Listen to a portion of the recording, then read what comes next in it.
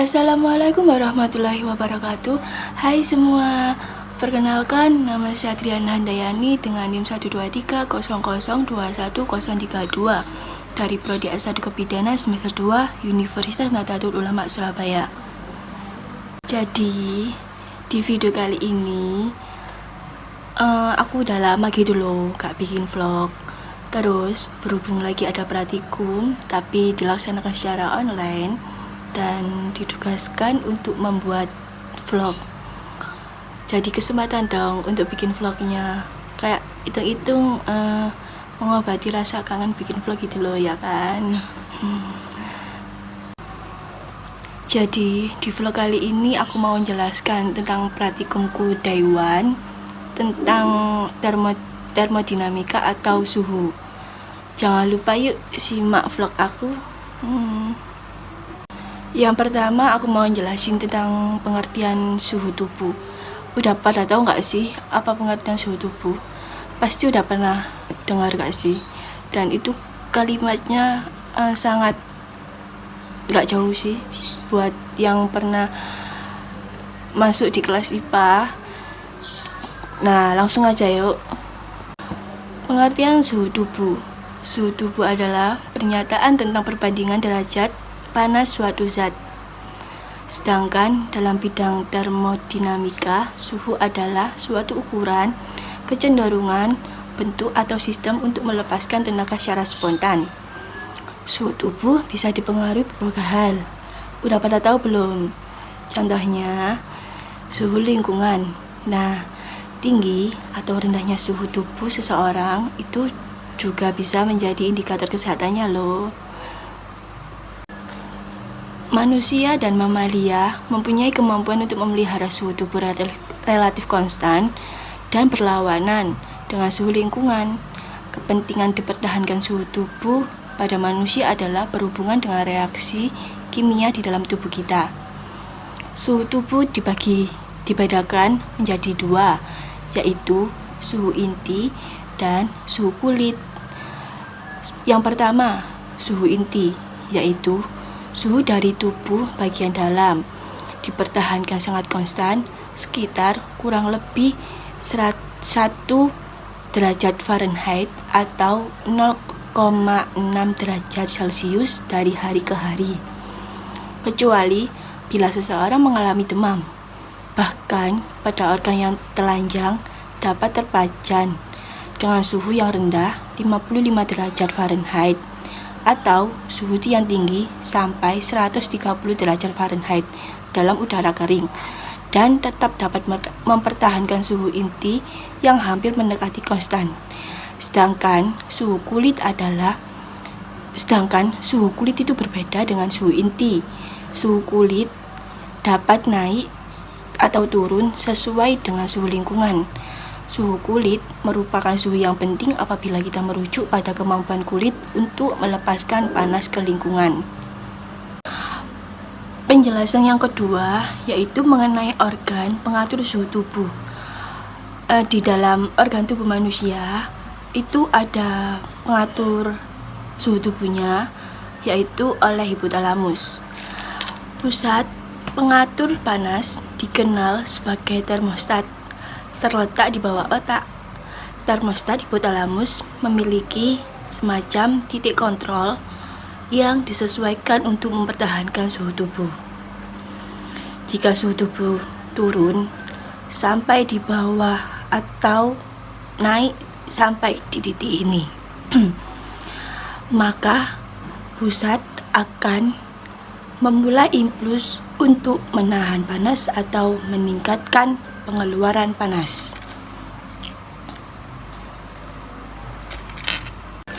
Ada dua macam hipotalamus, yaitu yang pertama hipotalamus anterior dan hipotalamus posterior.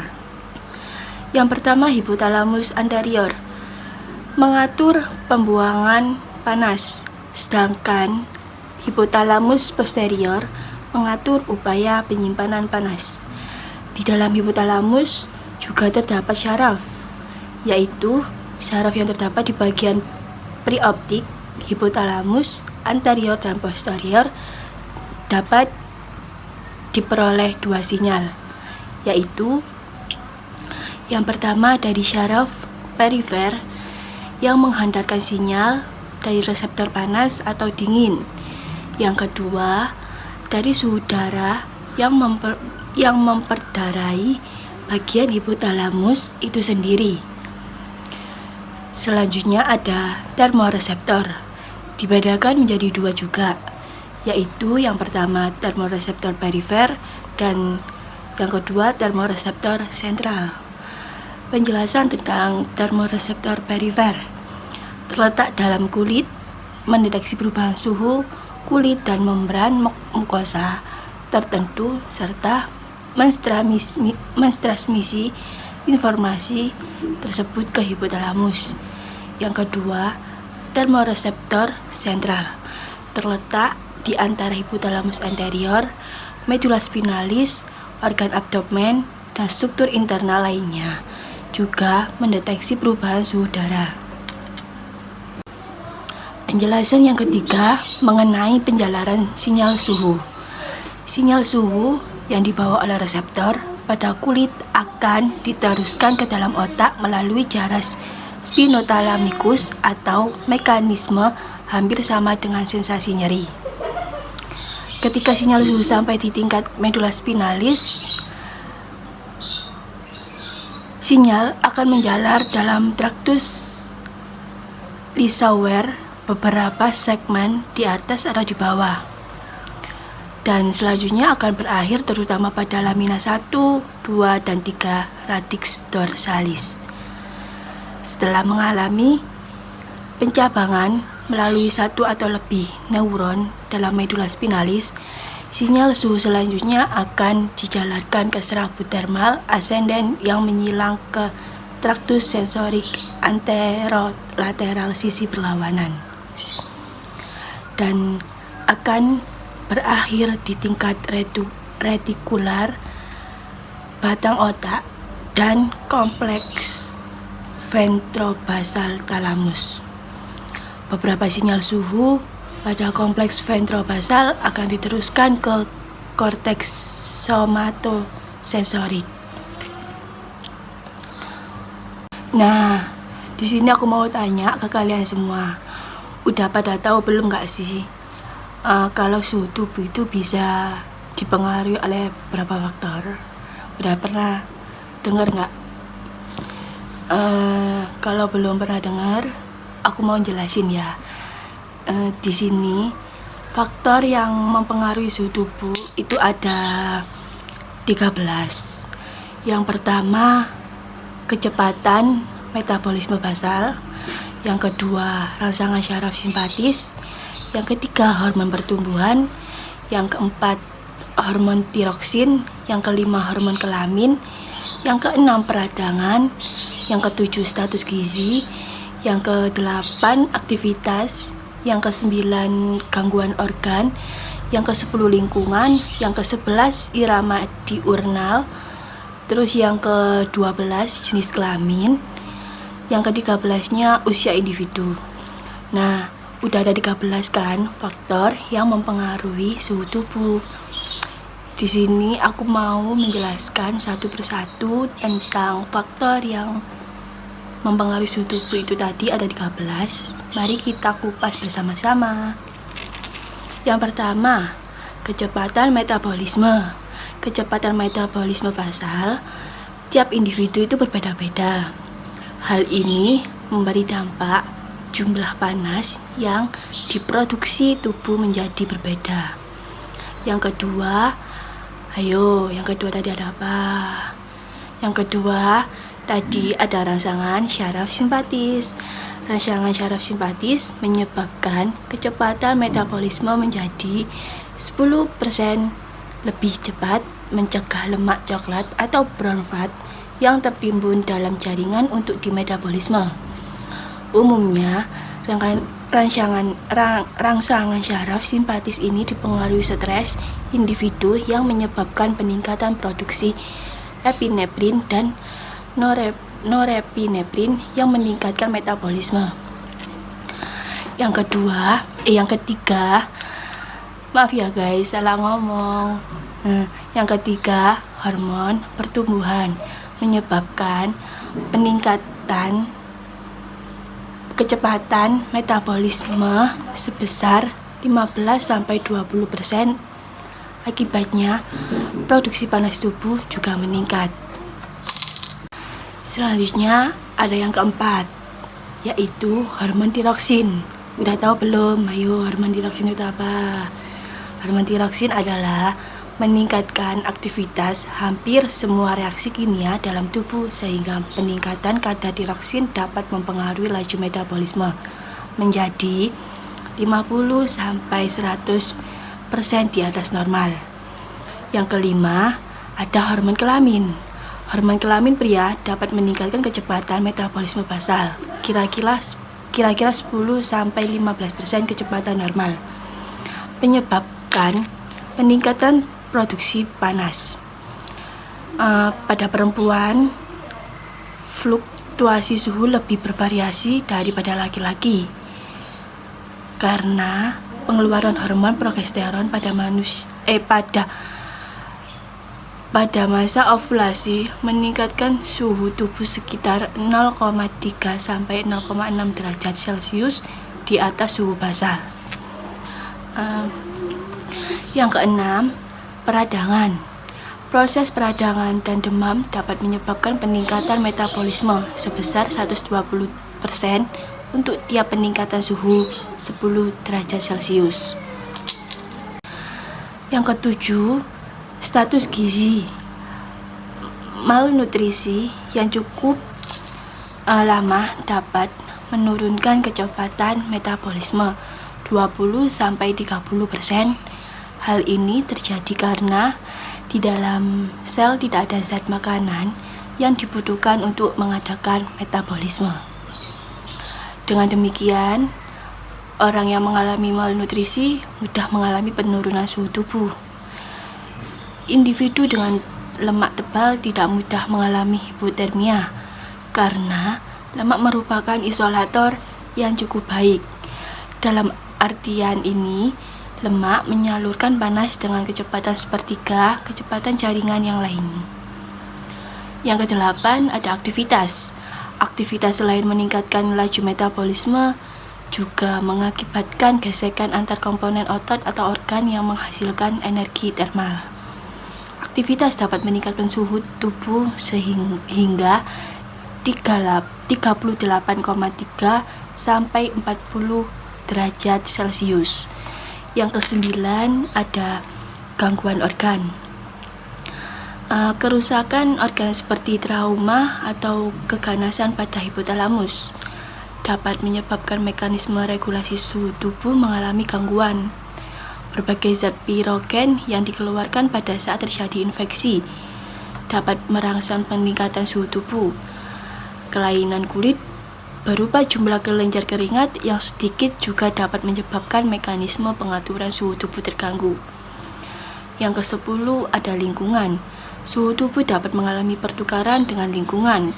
Perpindahan suhu antara manusia dan lingkungan terjadi sebagian besar melalui kulit. Proses kehilangan panas melalui kulit dimungkinkan karena panas diedarkan melalui pembuluh darah dan juga disuplai langsung ke plexus arteri kecil melalui anastomosis arteriovenosa yang mengandung banyak otot. Yang ke-11, ada suhu tubuh bervariasi pada siang dan malam hari. Suhu terendah manusia yang tidur pada malam hari dan bangun sepanjang siang terjadi pada awal pagi dan tertinggi pada awal malam. Yang ke-12, adalah jenis kelamin. Sesuai kegiatan metabolismenya, suhu tubuh pria lebih tinggi daripada wanita. Wanita dipengaruhi daur haid. Pada saat ovulasi, suhu tubuh wanita pada pagi hari saat bangun meningkat menjadi 0,3 sampai 0,5 derajat Celcius. Yang ke-13, ada usia individu. Usia sangat mempengaruhi metabolisme tubuh akibat mekanisme hormonal sehingga memberi efek tidak langsung terhadap suhu tubuh. Pada neonatus dan bayi, terdapat mekanisme pembentukan panas melalui pemecahan lemak coklat sehingga terjadi proses termogenesis tanpa menggigil atau non-shivering termogenesis. Mekanisme ini sangat penting untuk mencegah hipotermi pada bayi. Penjelasan yang terakhir ada mekanisme kehilangan panas. Udah pada tahu belum mekanisme kehilangan panas itu apa? Kalau belum, aku mau jelasin dan disimak ya. Sebagian besar pembentukan panas dalam tubuh dihasilkan oleh organ dalam, terutama di hati, otak, jantung, dan otot rangka selama berolahraga. Kemudian, panas ini dihantarkan dari organ dan jaringan yang lebih dalam ke kulit, yang kemudian dibuang ke udara dan lingkungan sekitarnya. Laju kehilangan panas hampir seluruhnya ditentukan oleh dua faktor. Udah pada tahu belum faktor apa yang menjelaskan tentang laju kehilangan panas hampir seluruh tubuh? Kalau belum, aku mau jelasin ya. Yang pertama, seberapa cepat panas yang dapat dikonduksi dari tempat asal panas dihasilkan, yakni dari dalam inti tubuh ke kulit. Yang kedua, seberapa cepat panas kemudian dapat dihantarkan dari kulit ke lingkungan. Di sini ada 4 mekanisme kehilangan panas, yaitu yang pertama radiasi, yang kedua konduksi, yang ketiga evaporasi, yang keempat konveksi. Ada 4 mekanisme kehilangan panas. Di sini aku mau menjelaskan satu persatu biar kalian lebih paham lagi. Yang pertama, radiasi. Udah pada tahu belum gak sih radiasi itu apa? Pasti kalau di SMA udah dijelaskan pasti ya. Dan itu katanya sangat gak asing banget gitu loh. Langsung aja ya. Radiasi adalah mekanisme kehilangan panas tubuh dalam bentuk gelombang panas inframerah. Gelombang inframerah yang dipancarkan dari tubuh memiliki panjang gelombang 5-20 mikrometer. Tubuh manusia memancarkan gelombang panas ke segala penjuru tubuh. Radiasi merupakan mekanisme kehilangan panas paling besar pada kulit. 60% atau 15% seluruh mekanisme kehilangan panas. Panas adalah energi kinetik pada gerakan molekul. Sebagian besar energi pada gerakan ini dapat dipindahkan ke udara bila suhu udara lebih dingin dari kulit. Sekali suhu udara bersentuhan dengan kulit, suhu udara menjadi sama dan tidak terjadi lagi pertukaran panas. Tapi yang terjadi hanya proses pergerakan udara sehingga udara baru yang suhunya lebih dingin dari suhu tubuh. Yang kedua, ada konduksi. Konduksi udah pada tahu belum? Udah tahu kan? Gak apa-apa, di sini aku mau jelasin lagi biar kalian semakin ingat. Konduksi adalah perpindahan panas akibat paparan langsung kulit dengan benda-benda yang ada di sekitar tubuh. Biasanya proses kehilangan panas dengan mekanisme konduksi sangat kecil. Yang ketiga, evaporasi. Evaporasi, penguapan air dari kulit, dapat memfasilitasi perpindahan panas tubuh. Setiap 1 gram air yang mengalami evaporasi akan menyebabkan kehilangan panas tubuh sebesar 0,58 kilokalori. Pada kondisi individu tidak berkeringat, mekanisme evaporasi berlangsung sekitar 450-600 mm per hari. Hal ini menyebabkan kehilangan panas terus-menerus dengan kecepatan 12-16 kalori per jam. Evaporasi ini tidak dapat dikendalikan karena evaporasi terjadi akibat difusi molekul air secara terus-menerus melalui kulit dan sistem pernafasan. Selama suhu kulit lebih tinggi daripada suhu lingkungan, panas hilang melalui radiasi dan konduksi. Namun, ketika suhu lingkungan lebih tinggi dari suhu tubuh, tubuh memperoleh suhu dari lingkungan melalui radiasi dan konduksi. Pada keadaan ini, satu-satunya cara tubuh melepaskan panas adalah melalui evaporasi. Memperhatikan pengaruh lingkungan terhadap suhu tubuh. Sebenarnya, suhu tubuh aktual atau yang dapat diukur merupakan suhu yang dihasilkan dari keseimbangan antara produksi panas oleh tubuh dan proses kehilangan panas tubuh dari lingkungan.